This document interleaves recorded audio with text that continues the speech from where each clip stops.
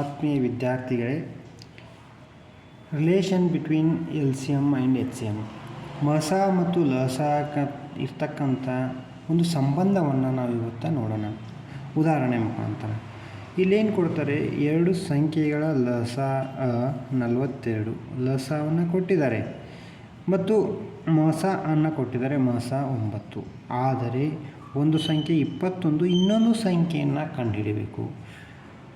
ನಮಗೆ ಗೊತ್ತಿರಬೇಕು, ಮಸ ಮತ್ತು ಲಸ ರಿಲೇಷನ್ ಇರ್ತಕ್ಕಂಥ ಒಂದು ಫಾರ್ಮುಲಾ ಇದೆ. ಏನು? L C M into H C F equal to A into P.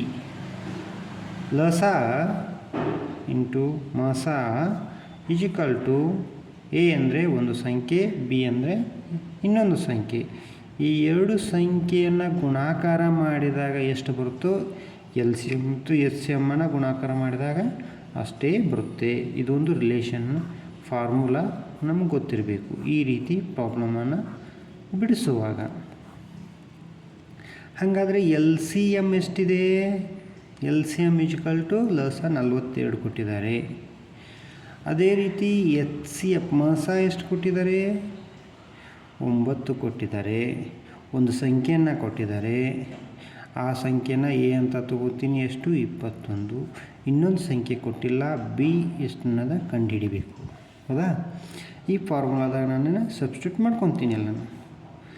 42 into H C F 9 equal to A ಅಂದರೆ ಎಷ್ಟಿದೆ? 21 ಇಂಟು ಬಿ ಗೊತ್ತಿಲ್ಲ, ನಾನು ಬಿಯನ್ನು ಫೈಂಡ್ ಔಟ್ ಮಾಡಬೇಕು. ರೈಟದಿಂದ ಲೆಫ್ಟ್ ಅಥವಾ ಲೆಫ್ಟಿಂದ ರೈಟ್ ಒಂದು ಸಂಖ್ಯೆ ಹೋಗಬೇಕಾದ್ರೆ ಗುಣಾಕಾರ ಇಂತಂದ್ರೆ ಅದೇನಾಗುತ್ತೆ? ಡಿವಿಷನ್ ಆಗಿ ಬದಲಾಗುತ್ತೆ. ಅದು ಗೊತ್ತಿರಬೇಕು. ನಾನು ಇದನ್ನು ಈ ಕಡೆ ಬರ್ಕೊತೀನಿ, ಅದಲ ಬದಲೇ ಬರ್ಕೊತೀನಿ. 21 ಇಂಟು ಬಿ 42 ಇಂಟು 9. ಹೌದಾ?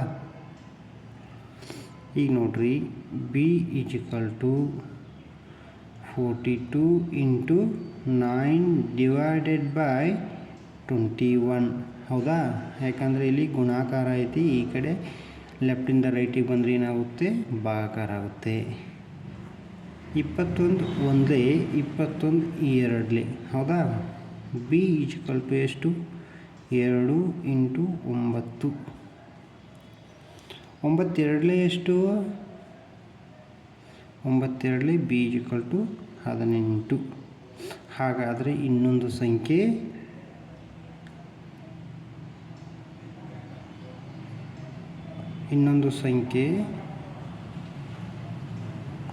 Equal to 18.